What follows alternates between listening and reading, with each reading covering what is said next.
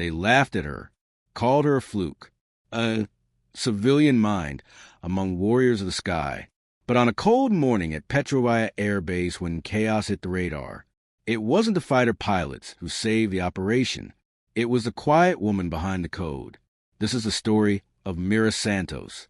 The wind was harsh and dry that morning at Petrovia Airbase, nestled in the jagged mountain ranges of Marinia, known as a crown jewel of the nation's air defense infrastructure. The base was a fortress of steel, noise, and sky-ripping jets. Fighter pilots swaggered like demigods. Aircraft hangars hummed with tension, and legacy was etched into every patch sewn onto flight suits. But Mira Santos was not made of legacy. She didn't belong to the old guard. She stepped off the back of a dusty transport truck with a frayed laptop bag clutched to her chest, boots worn from years of civilian fieldwork, and a quiet resolve behind her tired eyes. No sunglasses, no swagger, just purpose. At the main gate, the guard eyed her credentials, then glanced at her. Civilian attire, no rank, no visible authority. "You here to deliver something?" he asked, unconvinced. "No," she replied evenly. "I'm the systems integration specialist for the training fleet." The guard blinked. "Specialist? You sure you're in the right place?" Mira nodded silently. After a moment, he buzzed the gate open and motioned her through. "Good luck," he muttered under his breath, almost like a warning. She entered the belly of the base, where hangars loomed like cathedrals and the scent of jet fuel clung to the wind. As she walked past hardened technicians and barrel-chested pilots, she felt the weight of every stare. Eyes followed her, narrowing, conversations paused. No one expected her. Worse, no one wanted her there. Inside the operations center, the atmosphere grew colder. Captain Leo Rossi, squad leader Bravo Squadron, was holding court at the front. With a grizzled jawline and a swagger honed by combat hours and military politics, he exuded command. He noticed Mira the moment she entered. "Well, look who HQ sent us," he said, loud enough for everyone to hear. "She here to teach the planes yoga?" Laughter rolled through the room. Mira remained composed. She walked to front and introduced herself. "Mira Santos. I'm here to implement radar sync protocols for your multi-jet training fleet." Captain Rossi tilted his head. "Radar sync? We fly by instinct, not by PowerPoint." More chuckles. Mira ignored them and connected her tablet to the projection unit. Schematics filled the screen. She explained the latency issues in current protocols, the advantages of shared targeting data, and a proposed algorithm that could synchronize two jets into a single visual network. It was sharp, clean, efficient, but her voice fell flat in the thick wall of pride.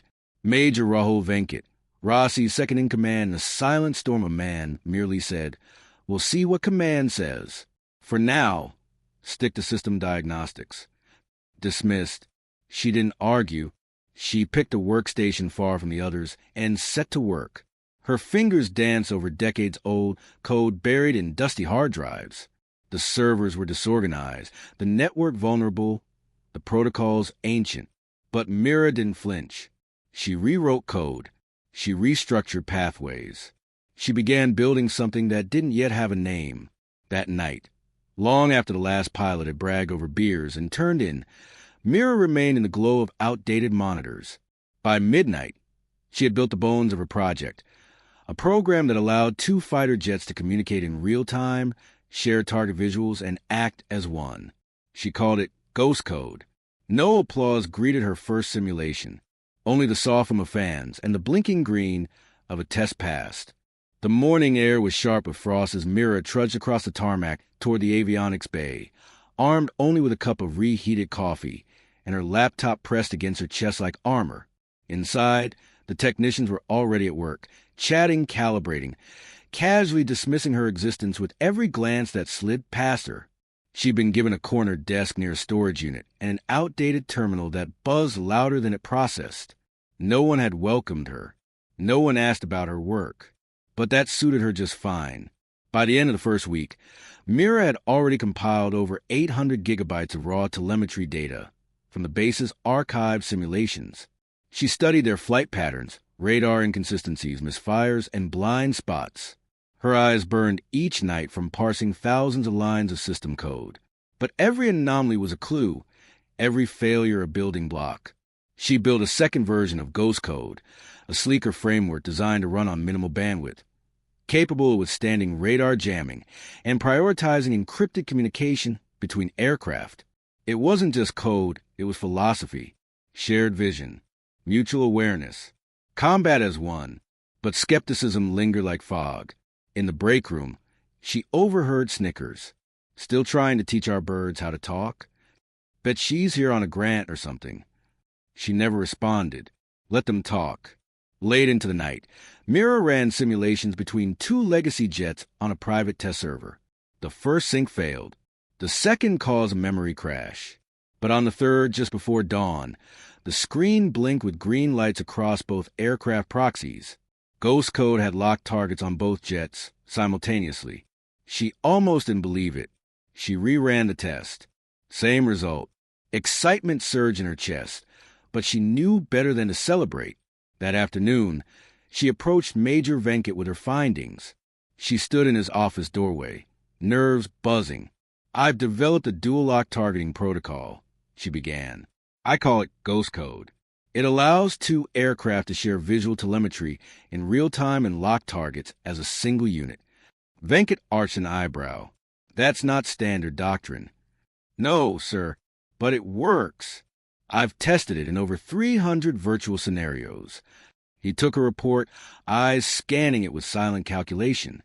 After a few moments, he said, "We have the mountain drill in 5 days.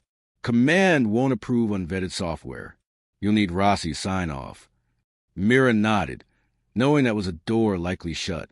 The next morning, she approached Captain Rossi in the hangar.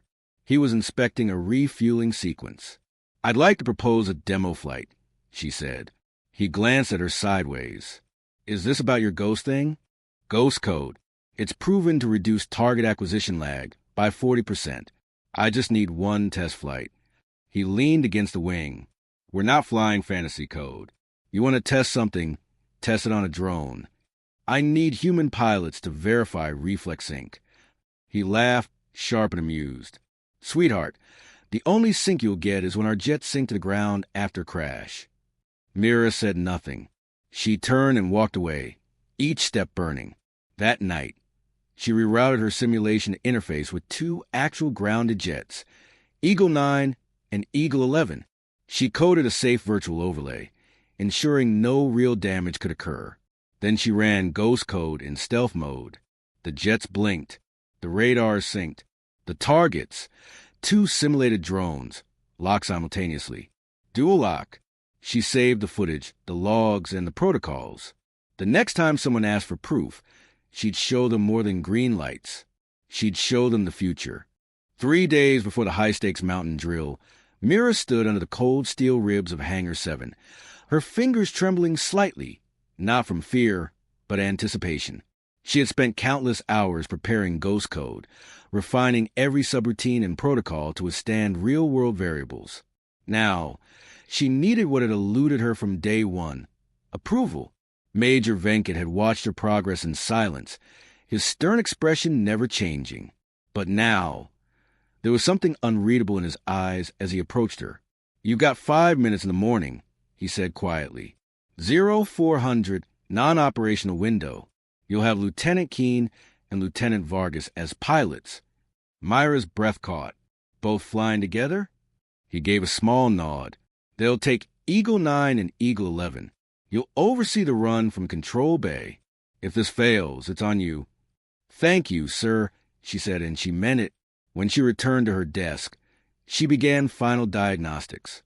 One wrong variable could send a multi-million-dollar aircraft off trajectory.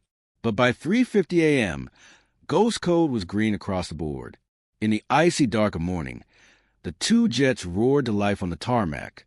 Mira watched from the flight control center as Keene and Vargas taxied into position. "This is Eagle 9, system check complete." Keene's voice crackled. "Eagle 11 standing by." Mira keyed her mic. "This is Control. Ghost Code is live. Begin ascent pattern Alpha 7. Radar overlay engaged." The jets surged into the sky, carving trails through the pale clouds. On the main screen, Mira watched the telemetry light up, heart pounding. Altitude sync. Check. Visual overlay. Check. Shared radar tracking. Initializing 4:10 seconds. Nothing. Then both jets blinked green. Targets locked, Keen reported. What the Vargas? You see what I'm seeing? Copy that, Vargas replied. Looks like my HUD's mirroring yours. Mira suppressed a grin, threatening her lips. It was working. She initiated target drift test, manually altering one drone's flight path. Both jets tracked it simultaneously. Venkat stepped up behind her silently, arms folded. They're syncing reflexes, he muttered. I didn't think that was possible. Mira exhaled. It's ghost code.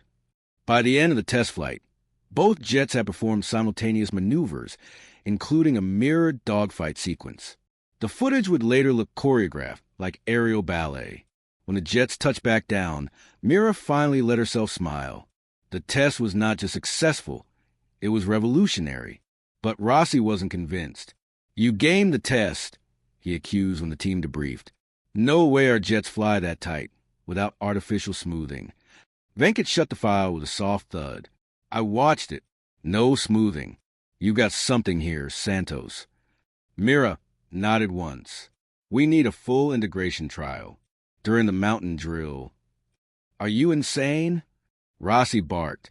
The mountain run is real terrain, real threats.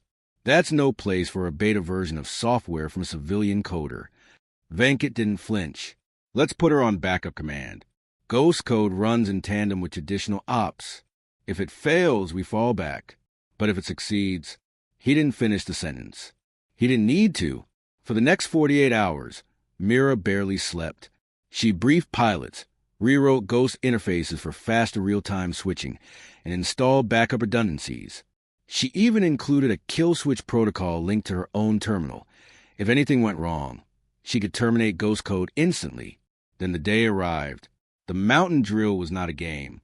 Fighter jets were tasked with intercepting simulated enemy craft, maneuvering through narrow ravines, and working in teams to neutralize multiple threats. Crashes had happened here before. Mira sat in a reinforced control booth carved into the mountain base's observation station. The terrain below sprawled like a maze of stone teeth. Bravo Squadron launched at 0600. Rossi led Alpha Wing. But Venkat had assigned Keen and Vargas to fly in tandem again, this time with Ghost code fully embedded. The screen came alive. Eagle 9 and 11 moved with eerie precision, gliding like mirror images. Enemy drones appeared as red flares on radar. Keen's voice came in, acquiring target Echo 3. Copy, Vargas replied. Then simultaneous lock. The red drone disappeared in a burst of light. Mira sat forward. She initiated sequence tracking and pushed Ghost code into full autonomy. For minutes later, the two jets had neutralized 6 targets. They're flying like one unit, murmured the commander next to her. Like one mind. Rossi's own wing was struggling. 2 drones broke past their defensive maneuver. Venkat looked over. Ghost code, reassign Eagle 9 to assist Alpha. Mira typed rapidly. Eagle 9 broke formation without verbal command. It joined Rossi's defense arc, locked both stray drones, and disabled them in under 10 seconds. Silence fell in the booth. It was over. Bravo Squadron had completed the mountain drill faster than any team in base history. When the jets landed, the pilots were already talking. Never flown that smooth in my life. It's like my eyes weren't just mine. I saw what he saw. Venkat turned to Mira. You change how we fight. Rossi walked up slowly. No jokes this time. He extended a hand. Hell of a job, Santos. Mira took it. Thank you, sir. But inside, she wasn't celebrating. There was more work to do. Ghost code wasn't just a program anymore. It was a movement. The morning after the drill, Mira woke to a silent base. Her room, once a bland civilian bunk tucked in the tech block, now felt heavy with the weight of what had just happened. Her mind still played back the flight in fragments. How the jets had danced in harmony, how her code had taken form in the sky. A knock came.